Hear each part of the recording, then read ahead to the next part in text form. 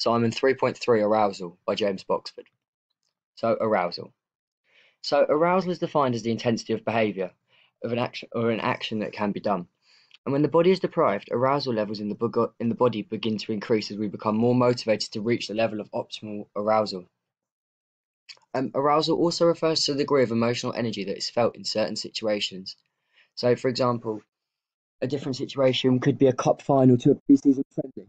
There'll be different amounts of emotional energy felt due to the different situations. So in the cup final, you'd more likely want to win it than you would the pre-season friendly, because the friendly is, as it describes, a friendly, so there isn't much competition. Whereas the final, you've worked all season towards it and you want to get over the gain line. So there are two different types of arousal, and these are somatic and physiological arousal. So somatic arousal relates to the changing state of the body, and this can be changes to the heart rate, blood pressure, and or the rate of respiration. And cognitive or psychological arousal relates to the mind, so e.g. moment-to-moment changes in worry or negative thought. And when there is arousal, there is always an effect upon a performance, so this could be a positive effect or a negative effect. So, for example, if a performer is in a rugby cup final, they'll have a high level of arousal to keep them motivated to perform well. This is a good effect of arousal because the performer is able to reach their optimum level so they play at their best, which means they'll be able to hit the tackles harder and perform better, and hopefully their team should win. There can also be negative effects upon arousal, and this will be later described when I describe something called the inverted U theory. So now I'll be describing the drive theory. So there is a direct relationship between arousal and performance, and an increase in arousal is proportional to an increase in the quality of performance. So, for example, if there wasn't a high level of arousal, then the level of performance would decrease. And the quality depends upon how well the skill has been learned. So if a skill has been learned very, very well, and then there's also another high level of arousal, the performer will continue to perform at a high level. When arousal is evident, the dominant response behaviour is most likely to emerge, and the dominant response is known as the motor program that is already learned and will become evident when there is a large amount of arousal. So, for example, a tennis player. In tennis, you get 2 attempts at each serve. So in the first serve, the majority of players will try and hit the ball as hard as they can over the net, and if it goes wayward, it goes out of the box, hits the net, it doesn't really matter because they get another chance at the serve. And if that first serve was a foul, there'd be a high level of arousal raised. And after this high level of arousal, the tennis player would go back to their dominant response. So their dominant response would be an error-ridden serve that they would have learned when they first started playing tennis. And this serve would be a lot slower, maybe have spin on it, curve on it, anything like that, just to make sure it lands in the correct service box. So they can continue playing, so they can hopefully win their match. And there'd be a high level of arousal because they would want to win that point, and the body would also feel aroused after they missed the serve because they could become frustrated with themselves. So I'll now be applying the drive theory. If there was a novice footballer, they shouldn't be exposed to conditions that would cause a high level of arousal to be released. So if it was their first game for a team and they were playing in a local rivalry game, there'd be very high levels of arousal. This novice footballer may struggle with this because they haven't learned a dominant response very well. So their dominant response could be, what they've learned so far could be not to play well. And their performance would be error-ridden, and there'd be many mistakes throughout their game, and this would prevent them from doing well and also their team. However, an experienced performer, they shouldn't struggle when being put into this high-pressure situation when more arousal is released, and this is because they've perfected their dominant response, which means their performance would be technically correct.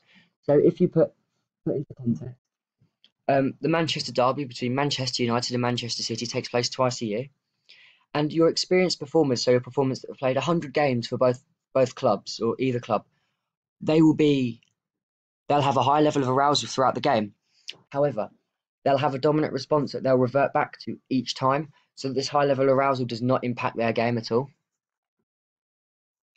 So there are some criticisms with this theory. So some high level performers have been shown to fail in high arousal situations. So, for example, John Terry in the 2008 Champions League final with Chelsea versus Manchester United, he could have taken the decisive penalty and he did. However, If he'd have scored, his team Chelsea would have won, and the opposition Manchester United would have lost. However, he slipped and hit the post, and Chelsea missed. That was due to a higher level of arousal, and his dominant response could have been to put it into the top right corner where he was aiming. But due to the high level of arousal, he failed, and there's no explanation for this failure. And this links to the fact that high class performers are meant to have perfected their dominant response during these high level situations, so nothing goes wrong and that they can perform as nothing is wrong. So, why does it go wrong? There is no explanation as to why, and the theory can't explain why this failure occurs, so it has begun to lost its credibility. Inverted U theory. So here you'll see a diagram of the inverted U. And on the y-axis, you have increasing performance, and on the x-axis, increasing arousal. And in the middle, the optimum level of arousal. All performers try and reach this optimum level, and this is the aim for them as they're playing their chosen sport. However, if they're slightly below, they may struggle. So if they're under-aroused, their performance could be error-ridden and poor. However, as they may not be fully ready to take part in the activity, which is towards this left side of the optimum level. Whereas if you go towards the right side, you're becoming over-aroused, and you can see the level of performance is dramatically decreasing. And when you become over-aroused, your performance also decreases. So, for example, in sport there are many times when performers can become under or over-aroused, and this can happen due to the physical nature of the sport. And during rugby, you need to find the level of arousal. If you're under-aroused, you may not have the level of physicality or physically or mentally to perform a tackle, and it cause you becoming injured because you're going into tackles half-hearted. If you're over-aroused, then you may perform an illegal tackle, which could lead to you getting sent off or sin binned. If you become sin binned, you're off the field for at least 10 minutes, and this is in impact team as they will have 14 men, and if you're sent off, you're off for the rest of the game. And this puts you at a disadvantage because you're a player down, and there's more chance that the opposition will score in this time. Criticisms. So it is very unlikely that there'll be a smooth decline from when the performer has reached an optimal level of arousal due to the high level of anxiety. It would be more of a steeper decline, and it would be a lot quicker and sharper, and that is due to the stimuli that has been exposed to the body to cause this high level of stress anxiety. And because of this, I'll show the graph again. This decline is too smooth. It would be more something like straight down due to the high level of stress. So the catastrophe theory. Here is the graph that describes the catastrophe theory.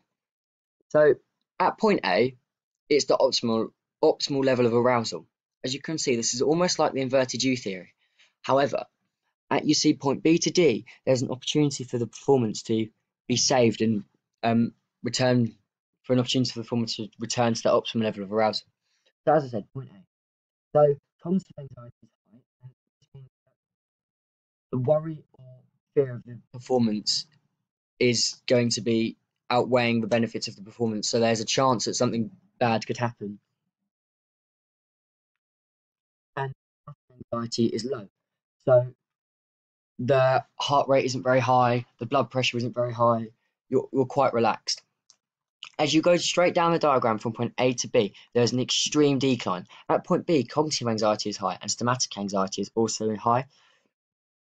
So this means that there's still a lot of worry about the performance, but the heart rate is beginning to increase dramatically.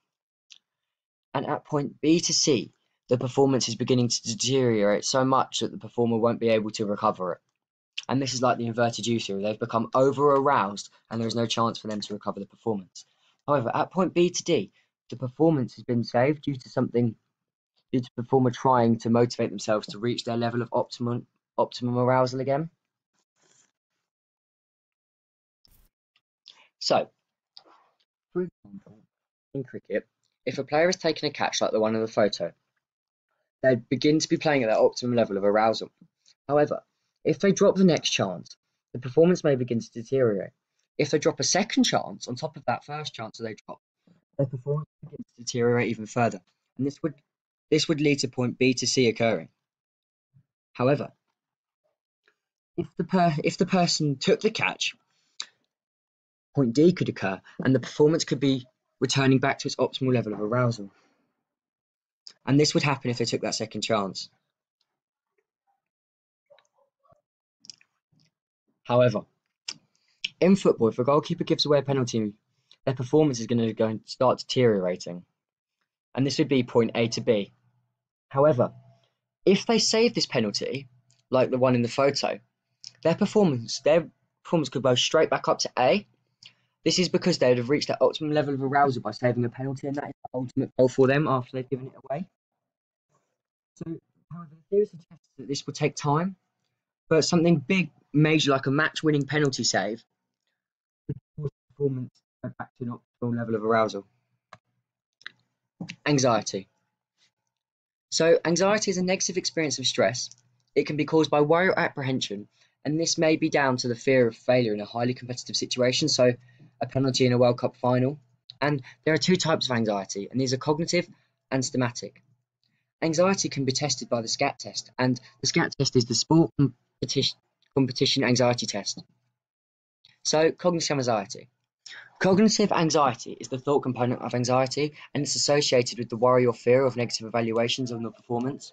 And this will usually occur hours before a game or event, so it could happen the day you're told about the team. If you're told you're playing in the final, then you would be starting to be worried about it and anxious. So, also, if you're being assessed by someone like a scout, you're more likely to experience cognitive anxiety because you're worried about how you might play and what the scout will think of you. You'll also think about the negative repercussions of playing badly, so you're not scouted, and the shame that you personally may feel because of that.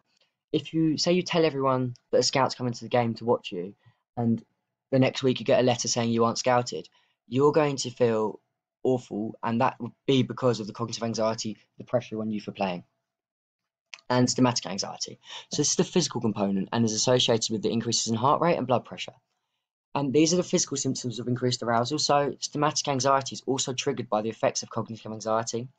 However, this occurs right before an event is about to begin. So just before the kickoff in a rugby final, right before that ball's kicked off, your somatic anxiety is increasing. Your heart rate's increasing, your blood pressure is increasing, and your rate of respiration is also increasing. So these occur right before an event, and they can occur before the starting gun goes off in a 100-meter sprint. They could occur before a kickoff, before you face your first ball in cricket, or in the change rooms even before you play. Second dimension. So, in addition to the somatic and cognitive dimensions of anxiety, there are two more forms of anxiety, and these are trait and state anxiety. And these are different to the other two because they're situational based and can also depend on different people's personalities. So, trait anxiety. This is a general disposition to perceive certain situations as threatening, and trait anxiety is a part of personality and is stable. This means that there isn't many situations where it will change. The level of someone's trait anxiety will determine the degree of state anxiety that is experienced in any of the given situations. So, a trait is something that has been inherited through genes and can relate to your parents. And a way of testing trait anxiety is by putting someone in different sporting situations and seeing how they react. For example, a penalty kick compared to a free throw in basketball. We did this test in class, and we discovered that the results of the people that were more comfortable playing football have experienced lower levels of trait anxiety than they did in the free throw in basketball. So, from my personal example, I've played football for years. I felt a very, very low level of anxiety. I rated it probably a 2 out of 10 for my penalty, whereas I went for my free throw and I rated that a 7 or an 8 because even though I'd played football more, I was more anxious of failing on the free throw. So, an sporting example of this could be Cristiano Ronaldo. In the majority of situations, he's very calm and relaxed, and this is because his levels of trait anxiety are very low, and this enables him to perform at the highest level with ease. It also allows him to take match-defining moments like a penalty or a free kick and score them without mistake. This also could be down to his hard work and practice that he puts in, but mostly is down to his high levels of trait anxiety.